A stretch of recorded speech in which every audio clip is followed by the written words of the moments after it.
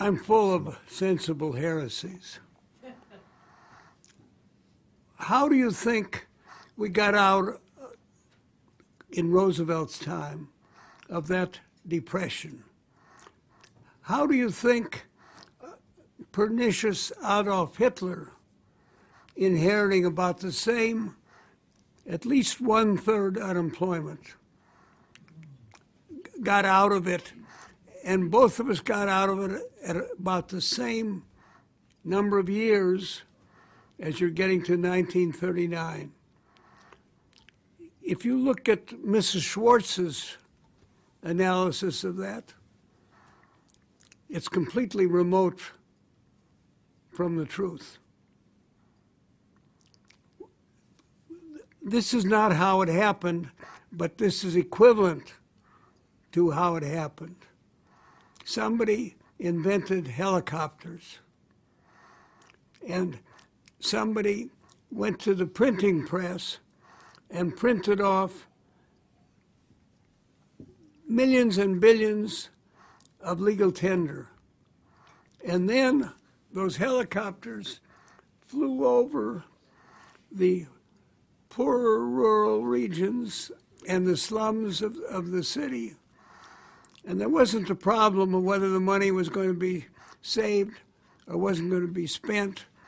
And it had nothing to do with pump priming, because as all farm boys know, pump priming is something where you wet the valves and then you can get any amount of water from then on, independently of the little water that you put in there.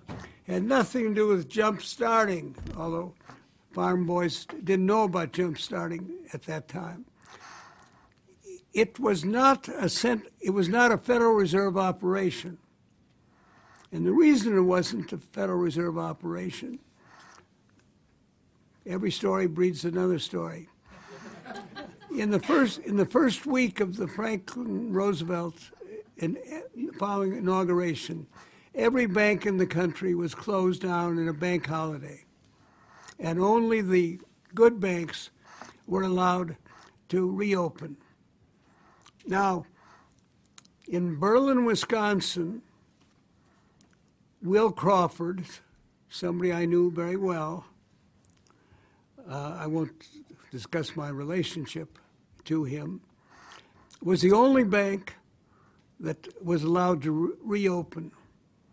And the reason was that Will Crawford knew every borrower on a mortgage in Berlin, Wisconsin, population 4,106 at the time of the 1930 seminar, and he knew better than they did what they could afford to borrow.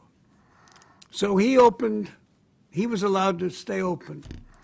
Now, Mrs. Schwartz and her collaborator, whose name I've forgotten at this moment, would say, well, that helped to keep the M up.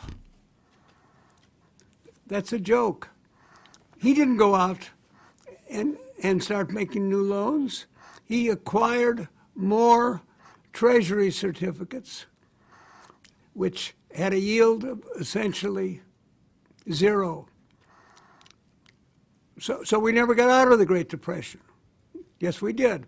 We did it essentially by deficit spending.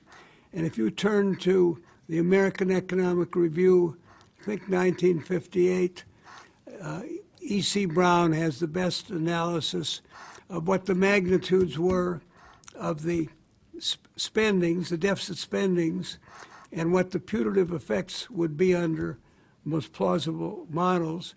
And there were no miracles. Things went, as far as the government's contribution in both places, as far as they were pushed.